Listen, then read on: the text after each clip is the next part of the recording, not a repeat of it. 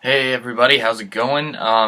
We heard how to lose at video games on YouTube and everything, but today I'm here to talk about something that has nothing to do with video games actually. It's just a different sort of collection video that I've been thinking about making. A couple months ago now, I think, I looked at, showed off like my Wii U collection and stuff, and I've been thinking about what else I have that I can do like a collection video for like that, and I haven't really been able to decide on one console or another like that, but I have been thinking like, I would like to do some of my records and stuff because I have music and everything. If you ever notice, I usually am wearing like a band t-shirt if it's not a wrestling or a game t-shirt.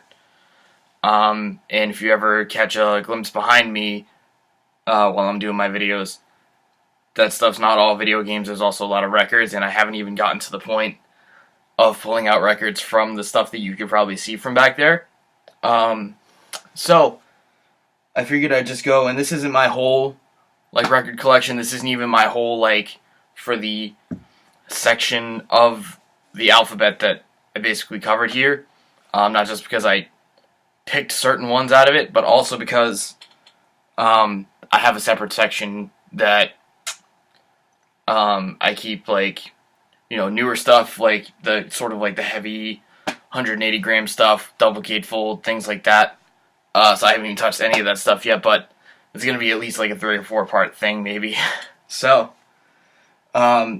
anyways, if you don't care, don't watch this video. I just want to do it similar to how I would do something else. And even if you see like a band in here, not only have I probably not picked everything that I have from them, I probably have stuff that I'm going to get to later on. I've either been selective about the albums in particular, or I just haven't got there because there's a like newer, like fancier pressing of it that takes up a lot of space. So anyway, you probably just caught a glimpse of it. We're going to start with the 2 albums from probably the band that everybody who likes their rock and roll and stuff starts off alphabetically with, is AC/DC. And I'm going to say this a lot of times, I have more AC/DC than this, but you got to show you 2 main albums from the Bon Scott era, especially. Highway to Hell, of course, but also Let There Be Rock. I think Let There Be Rock is probably my favorite AC/DC album for the title track, and for most of, just in general, is fantastic. So, if there's anything special about them, I'll, open it up, show it off, something like that. But a lot of these are like originals and stuff. I've been collecting records longer than I've really been collecting video games that aren't N64. Since like my first year of college, so I think like 5-6 years now. So I've built up a lot of them in that sense, and I think part of the reason I want to do this is to be like, I really don't need like half of this shit because I have no room, and I really want to move anyway. But I have no room, and I don't really get the time to listen to them that much, so maybe we cut down on this a lot. But anyway, the next one up is something really cool. Agalloch, which is a fantastic band, ambient, folksy, black metal stuff. I really, though, hate this packaging. So this is from Marrow of the Spirit. It's double picture disc, which I'll say this, I hate picture disc. I would much prefer people just go with colored vinyl if they do that. I love colored vinyl. Anything that's colored, I immediately want to buy it a little bit more. But anyway, I really don't like picture disc, especially for something that is, as particular the way that Agalloch would present their music and their production. I don't like the idea that basically picture disc is like a printing on top of the vinyl. I don't care for it, but this is a fantastic album, and not my favorite one of theirs. That's probably Pale Folklore, but still really cool to have any Agalloch on vinyl. Even if I can't stand this packaging, honestly, I really hate it. It's always, every time I go to pick it up, they slip out and they knock into each other from this. I can't stand it, but anyway. Excuse me. Tough to pick from one of my favorites in Alice Cooper, but I ended up going with my favorite of his band, and my favorite, naturally, pretty much my favorite of his solo career, Killer. which is arguably going to be his best one, depending on who you ask. But I think a lot of people would probably put this in the top 2, maybe with Billion Dollar Babies. And the, Welcome to My Nightmare, the first solo one concept album. Both fantastic. Stuff like Under My Wheels, Be My Lover, really, the whole album. Dead Babies on Killer, especially, that's just fantastic stuff. Everything I love about the band era of Alice Cooper. This here, and this is the one I'm going to start pulling shit out. This is a reprinting of the eponymous Angel Witch album, which when I basically picked this up, I really only knew one song by Angel Witch anyway, which is also called Angel Witch. It's one of those situations where you have Angel Witch by Angel Witch from the album Angel Witch. Kind of like Iron Maiden. This is also on really very pretty white, like an alabaster white vinyl, which is really nice. Cool. I think they're British, so it's new wave British heavy metal. It's old school heavy metal stuff. Really, really cool. Very, very pretty painting for the art too. If you haven't heard these guys before, check out that one exactly, just Angel Witch by Angel Witch from the eponymous album. Next, this is a new reprinting of Alice in Hell by Annihilator, the first full-length Annihilator album, and still probably the best one. This and Never Neverland going to be up there. It's not, I'd probably say Never Neverland is better, but it still has the somewhat title track, Alice in Hell. And you know what? Some of these I'm going to have to remind myself if there's any color on them. No, this is black. Because I was like, is this colored one? Or no, I just thought this was newer. Annihilator. A little bit proggier than most of the thrash bands at the time. Great thrash album. I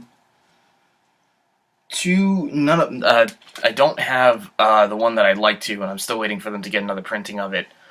But 2 albums from Anthrax here, Spreading the Disease, which is probably... I hate trying to pick out which is my favorite from the 4 that they did. Spreading the Disease, Among the Living, which is the one I really want and don't have, State of Euphoria, and Persistence of Time, which is, all 4 of those basically vie for my spot for favorite. But, I have original, Spreading the Disease is fantastic. First album with Joey. And I also have Worship Music, which is on a really cool... has a gatefold here. But it's only on 1 album, so it's in my regular section. And... yeah, green and white. Splattery kind of vinyl there, which is cool. Worship Music is probably one of the best sort of like comeback era albums from a lot of thrash bands that are kind of in their second wind phase. I can't really say that for All Kings, honestly, but this is fantastic. I was so impressed with this first album they had back with Joey, and just knocked it out of the park. For All Kings, not quite as good, but anyway, this is a really cool album. I wish I could like get more stuff from this guy / band. If you haven't heard of this person, this is the eponymous album from The Crazy World of Arthur Brown, which is basically like a British like psych rock group. You may know one song, especially I knew this song because it was featured in one of my favorite movies, Hot Fuzz, just called Fire. But basically, I came to really appreciate Arthur Brown as a whole because he is a huge inspiration and set a really good example for a lot of my favorite guys like King Diamond, like Rob Halford, some of my favorite vocalists and some of my favorite like stage show character style vocalists. The guys from Hell definitely owe a lot to him. So if you haven't heard this, you might recognize Fire, which is his big song. But he's even, I think, I don't know if he's still alive. But I remember seeing something from him. It must have been just a couple years ago. He's got to be in his 70s now, and I saw a video of him on YouTube just like dancing and being all crazy. He would go like all up and down with his range. He's got a lot of falsetto. He dances around like a maniac and has these really outrageous outfits. So really, really set a huge example for guys like King Diamond, who I love. Now I have all of the stuff that I really like from Bathory, but most of the stuff is on like 2-disc or really heavy vinyl stuff. This is one of the only ones that's in my regular section, and it's also, because it's on picture disc, even though it's my favorite Bathory album, it is my least favorite printing that I have. I have this picture disc of it, which really does not do Bathory the service that it deserves for Twilight of the Gods. It doesn't. I've played this album probably. I hate having so many albums because I say, oh, I played this album a bunch of times. Realistically, I've probably played this album a dozen times, but each time it has so much lint on it because there's so much static on this picture disc, and I really wish I could get rid of it. But overall, like, it just doesn't do Bathory, it doesn't do Quorthon the service that he deserves. So I actually, Blood, Fire, Death, Hammerheart, and Nordland, which I didn't do Blood, Fire, Death, that's in my regular section, but Nordland and stuff, you'll see that later. I would probably rather spin those just because they don't have the fucking picture disc thing on them. This has no outer sleeve, but this is License to Ill by the Beastie Boys, which is just really, really cool to have. Has most of their best songs on it. Just fun stuff. I don't take the Beastie Boys that seriously anymore, but they're still fun to listen to. I have most of the Beatles stuff. I prefer later Beatles, but I might as well just show off that you really just need these two. The Red Album, which is their early stuff, and Blue Album, which is the greatest hit stuff of their later stuff. You could get one, you could get any other number of Beatles' greatest hit stuff, but the best compilations they have, honestly, are these two. And I could probably get rid of all my other Beatles albums and just stick with these two and play this one more than anything. I have several albums from Pat Benatar, who I love, is one of the, for 80s pop stuff, is one of the best artists that they had at the time. And Crimes of Passion is probably the one with the most songs that I love, especially Hell is for Children. So what else is on this? Hell is for Children and Treat Me Right. Pretty much the whole first side is just bangers, pretty much. You Better Run, Treat Me Right, Never Want to Leave You, Hit Me With Your Best Shot, Hell is for Children. Those are all fantastic. And I have two other songs from her, two other albums from Pat Benatar, but that'd be the one that you play first. So I have plenty of Billy Joel as well. If you have to pick one, it's obviously The Stranger, which is just all great songs. But also I have the Greatest Hits Volume 1 and 2 thing, so you either play that or you play the Greatest Hits. This is interesting. I have a lot of Black Sabbath. The only Black Sabbath I don't have from between the original and this one, The Eternal Idol, in '87, is Never Say Die, which I don't really want anyway. I'd rather have Dehumanizer, but I just got that on cassette, which is really cool. And you might be wondering why I have two versions of the first album, and the reason I still have both versions of it is because these are actually very, very different printings. This was the old one, the 70s, late 60s, early 70s one. I'm not sure if this is like first printing, but that has, let me double check myself on this. So this one has Evil Woman, the I believe 80s reprint, 82. This one has Wicked World. Yeah. So yeah, very, very different printings of these two albums actually, over time. But this is the original, this is the 80s.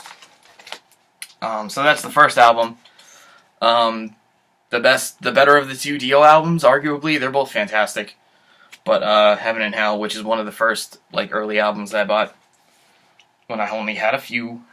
And I also want to show the fact that I have The Eternal Idol, which is one of the most underrated albums that they have. Tony Martin, I don't think he had any other albums with them, but he has some great songs on this, especially The Shining, a couple other ones. This is a lot better than you probably think from a Black Sabbath album that came out in 1987. So the Blues Brothers, I think there's two Blues Brothers full-length albums. Not necessarily 100% sure, but Blues Brothers has great music in it, and a lot of it is on this album right here, including Soul Man, which isn't in the movie, but Soul Man and some of the ones I thought were on this one aren't. You know, Everybody Needs Somebody, but it's actually not on there. Anyway, whatever. It's Blues Brothers. It's great music. Bon Jovi, Slippery When Wet. I actually have a pair of pajama pants that I found at Savers that are designed like the Slippery When Wet cover. Says it on there and says Bon Jovi and everything. I'm not like the biggest Bon Jovi fan anymore, but I just used to listen to it a lot in the car with my dad on cassette. And so this one is still kind of cool and special. It has some good songs on it. Nothing else really to say about that one. Have a lot of Springsteen. I'm not a huge fan of Born in the USA. Born to Run is the Springsteen album. I like. It's tough to say like I like 70s Springsteen, but I just like Born in the USA is overrated compared to this or Picnic from Asbury Park or Darkness on the Edge of Town. I have all of the Clash's main studio albums, but these are the two that I like the best. London Calling, which is of course the classic double LP, and Combat Rock, which has a lot of my favorite songs like Know Your Rights. It's got Should I Stay or Should I Go and Rock the Casbah, but more importantly, it has my favorite Clash song, Straight to Hell, which is a really, really cool song with cool subject matter and everything. I don't have any full lengths of theirs on vinyl, but I do have the two Big Beige demo LPs that I think were like record store day things for the two Afterman albums, and these are really cool to listen to. They're very different. It's just Claudio recording guitar and vocals for the albums as demos, and they sound really cool, and they give you some like a really different like perspective on the whole thing. Really, really cool stuff. And they're on, actually, that I remember, I think they're both on this. They're like these Coke bottle see-through vinyl, which is really cool.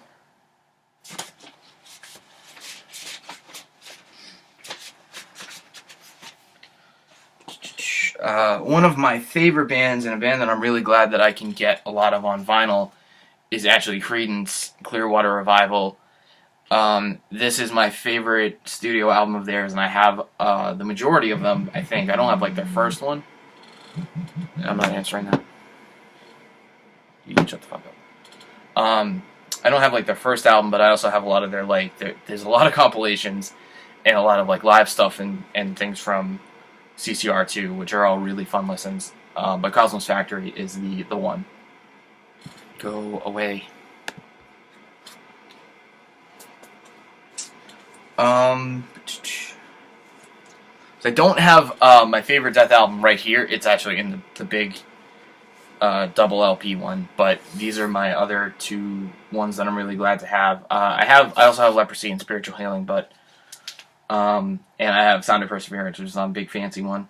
But this is a weird one, actually. This is the one that wasn't done by Eric. Eric, who does Perseverance Holdings and has a lot of things to do with Chuck's estate and everything. This one came out separately. This was printed by Metal Blade, and I don't know what the deal is with that. I think this is on white vinyl. Yeah, it's white. We've seen a couple of white ones at this point, so it's not really that exciting. But yeah, Symbolic is almost as good as Sound of Perseverance, so I have that one. I love that. But Scream Bloody Gore is one that really gets a huge boost from being on vinyl and having this remaster that they did for it, which they always take so much care in, and Eric does a great job. And I love this color. This is the Halloween orange color, which could not be more perfect for Scream Bloody Gore. Beautiful, like, embossed cover and everything. Fantastic. Yeah, Death, absolutely great vinyl band, especially when they get these really good remasters and reprintings of their old ones. So from Death, we have Death Angel, and I have right here Frolic Through the Park, which is their second full-length one after the Ultraviolence, and I think those two especially would be really great to have on vinyl. I'm really glad I have this one. There's a couple really good songs on this, like Why You Do This, and Bored, and Third Floor, which is probably like one of their like staples. You probably see all like best thrash metal songs of the '80s that aren't the big four. You probably see Death Angel, Third Floor if they pick one. This is a cool one. This is Decline of the Western Civilization, the Metal Gears soundtrack, which has some cool stuff on it like Megadeth and Metal Church and Rigor Mortis, and just a really cool thing to have. I like just the idea of this. Really cool. I have a couple of Def Leppard's albums. If you have to pick one, really, you gotta go with Pyromania. It's got all the hits on it that aren't Pour Some Sugar on Me, but who really cares about that when you have Photograph and Foolin' and Rock of Ages and Rock Rock Till You Drop. That's what you gotta get. I do have the first 4 Dio albums, and I could show off Holy Diver, and I could show off Last in Line, which is my favorite, but the most underrated one that nobody really seems to care about is Sacred Heart, which isn't as consistent as those albums, but it has some of my favorites like King of Rock and Roll Children, and the title track. So just really good songs. And maybe it's not as like start to finish as good as Holy Diver, but it doesn't deserve to be forgotten. Really, really nice reprinting of Coral Fang by the Distillers, their 3rd and final album that came out. Oh, I can't show you the cover because it's got titties on it. But, yeah, I can't show you that. Not good for YouTubes, man. But, Coral Fang, which is probably the most, like, the least punkish, like, Brody starting to, like, get away from just making a carbon copy of, like, Rancid stuff. Not that that stuff's bad, it's fantastic, but, and also this cool kind of see-through blood red. And yeah, this was a Record Store Day one from last year, which is really cool. I don't really get excited for too many Record Store Day releases because there's very rarely much metal on there. But this isn't metal, and it's something I really like. So put that back right. Yeah, the Distillers. I don't have that many. It's funny, the few like hip hop things that I have. This is you can't really see the label, but this is X Gon Give It To You on a single, which is great.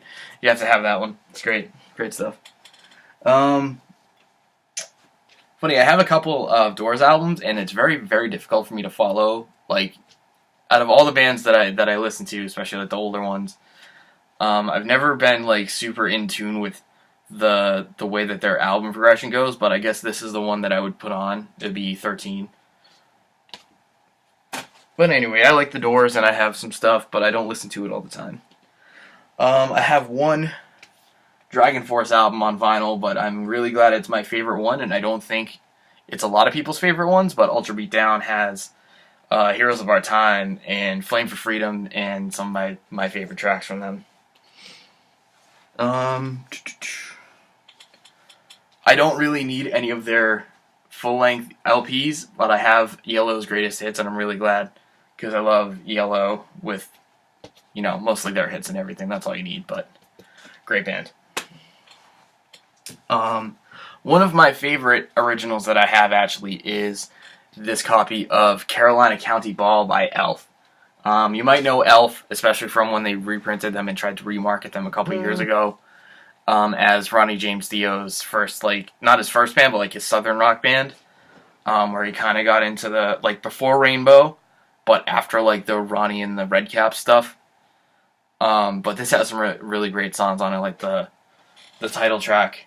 But usually when you see people talk about Elf, they just talk about the first album, but there's actually 2 other albums, and I really like this one, not just because I have it, because I've listened to it, and it's really cool. Again, I have a couple of Elton John things, but this is actually one of the things where you go, well, I just want to hear the hits. So you put on Elton John's greatest hits. Um, Final Countdown. I actually own this now on. I own this on vinyl, cassette, CD, and I own Hot Rod on DVD, of course. So I technically have the Final Countdown 4 times, and I'm so proud of that. I love the Final Countdown from start to finish. Great album. That some people might really not be into, especially if you like heavy metal. But this, however, is Slave to the Sword by Ex Mortis, which came out a couple years ago now. I think Ex Mortis is doing a new album.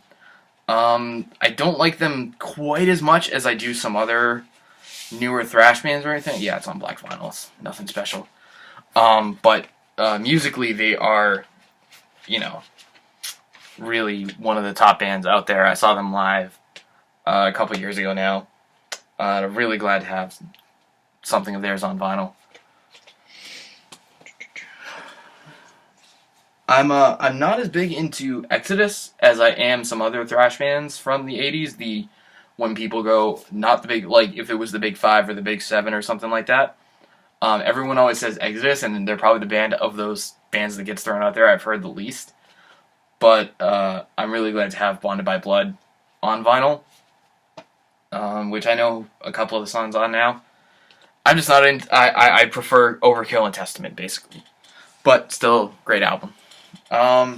Speaking of Overkill, this is a cool. I really like these old, like, promotional, somewhat, like, compilations that record companies used to put out, like, especially Megaforce right here. This is a Megaforce compilation that they did. It has Sonic Reducer from Overkill, which is, I think, the bonus track. It wasn't on the original printing of the LP. And it's got other stuff. It's got they're basically like, demo tracks and stuff, but all from Overkill, Exciter, Raven, SOD, and Anthrax. So pretty solid lineup here of like bonus tracks. Really cool. I actually have everything from Ghost on vinyl, save for the newest EP, the Popestar EP, which I'm probably going to pick up at some point because it's like $10. I'm just, I get a little bit tired of Ghost, but you can always go back and listen to Opus Eponymous, which is just so much fun. Not the biggest fan of Picture Disc, as I've said before, but I really like that you get this album cover as a Picture Disc, so there's something to say about that. Just when they were a really fun band and not such a divisive band as they are now. Even though they do keep things fresh, I really appreciate that about them. Christ. One of the goofiest bands you'll ever see from the 80s, Grim Reaper, kind of the really over-the-top, like, cliche metal band from the 80s, but really cool to have them on vinyl. This is probably their biggest song, is the title track, See in Hell. Man, watch Beavis and Butthead just run them down, basically. That's all I have to say. A much better album than their last album, Havoc, Time Is Up. Havoc is a band that I really, really love, but it's so hard to love them lately because their last 2 albums have not been nearly as good as their first 2 in their EP. So whenever you listen to Havoc, you can just go back to Time Is Up. And this also has a really cool, really weird, like, lavender color on the vinyl, which kind of came out of left field for me. To see, they're like, yeah, what color is the vinyl? It's like lavender. It's not like it's a theme for the album or anything, but hey, it's colored vinyl, I like it. But yeah, Havoc's best album, easily. One of the first great finds that I ever got from just buying vinyl, excuse me, the 2 Keeper of the Seven Keys albums in fantastic condition, and probably still 2 of the gems of my collection. If you notice, up in the corner they say $4.50 on them. That is how much I paid for them, and I don't know if I would ever get that lucky to find these. I've never looked these up and seen how much they go for, but I just assume like you couldn't find these that cheap anywhere.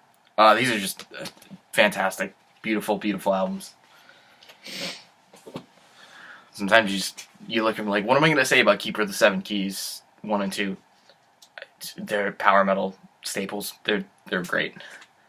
Holy Grail. I think this is their first album. I think their first full length rather. I have High Speed GTO too, but I prefer this.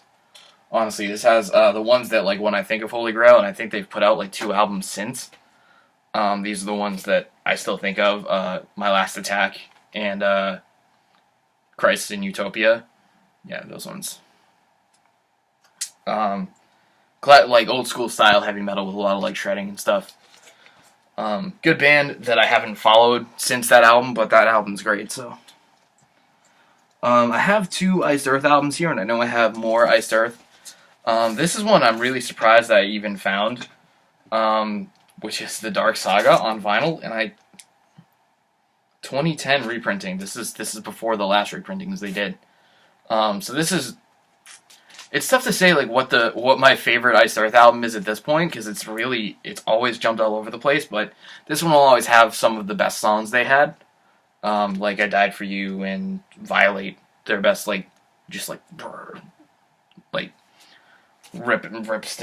fucking rip shit open album basically.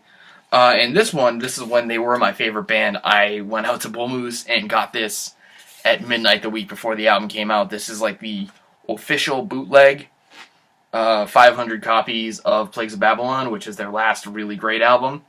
Incorruptible was not very good. But yeah, it's just basic black vinyl with no labels, and every time I listened to it a couple times, every time you have to listen to it, you have to check the etching on the inside to see which side you actually have, which is a little bit annoying. I know it's supposed to have the look of a bootleg and everything, but could you have just written it? Because I'm not going to write on these labels and wreck the collectability of them. But, like, goddamn, could you have just written A on the fucking white labels, please? Whatever. I actually don't have their first, but I have up through Seventh Son. From Killers through Seventh Son, I have all the Iron Maiden albums. The only one that's not an original, and I did from the reprintings they did now a couple years ago, was Seventh Son of a Seventh Son. I looked for that for a while.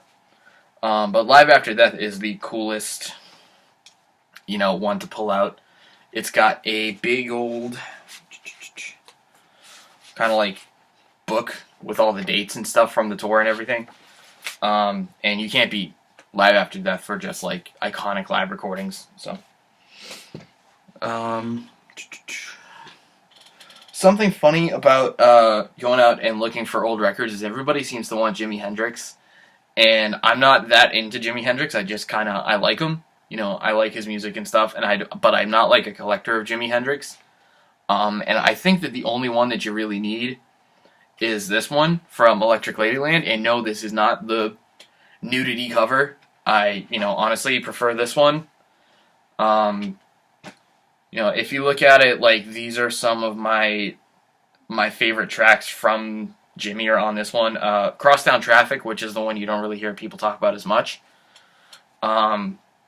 But Voodoo Child, All on the Watchtower. It doesn't have, like, Purple Haze and stuff, but if you just want, like, a Jimi album, like, this is double album and everything, so can't really go wrong.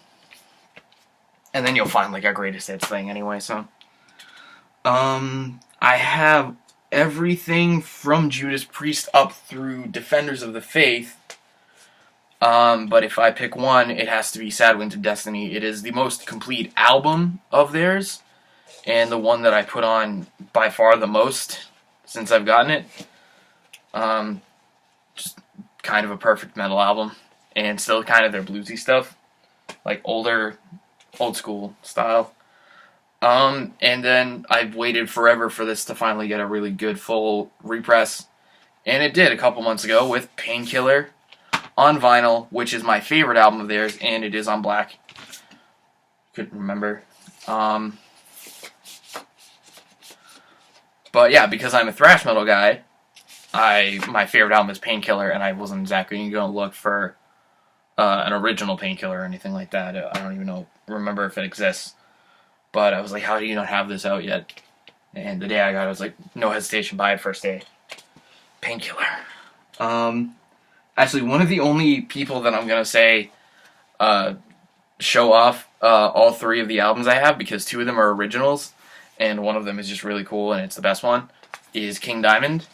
So I have an original, actually, X-Radio copy of Fatal Portrait and of Them, which are great. And actually, I think this one is a promo. And yeah, it's a promo. Is this a promo? Yeah. No, that one doesn't say promo on it. But this one is a promo and actually has like a little promo letter, which is really cool. Yeah, written in character from King Diamond, which is awesome. And this Abigail is a reprint that came out a couple years ago and is on a blue vinyl. Really, really nice. And is the best of the 3. Is the best one. Abigail. So great stuff. And then the last band I will talk about for today is the Kinks. I have come to love the Kinks, particularly their 70s stuff, which is not necessarily the ones that everybody else wants, but I really, really like the Kinks. Sleepwalker is my favorite album of theirs as a whole, but also you gotta talk about One for the Road, the live album, which was recorded, I believe, in Lowell, Dartmouth, and Amherst, Mass., as well as Syracuse, Providence, New Brunswick, and Zurich. So they pieced together a couple shows, but a good portion of this was recorded in Massachusetts, which is really cool. And that's it for today. So I don't know if anybody cares about this on my games channel, but it's a collection thing that I wanted to talk about that is fun. And there's a lot more where that came from. Like I said, I could probably do 2 more parts of this. And it's good. It's fun to talk about. But that's it. I'm going to play something else today. And have that go up on YouTube too. But thank you for being here with me for this. That was cool. Bye.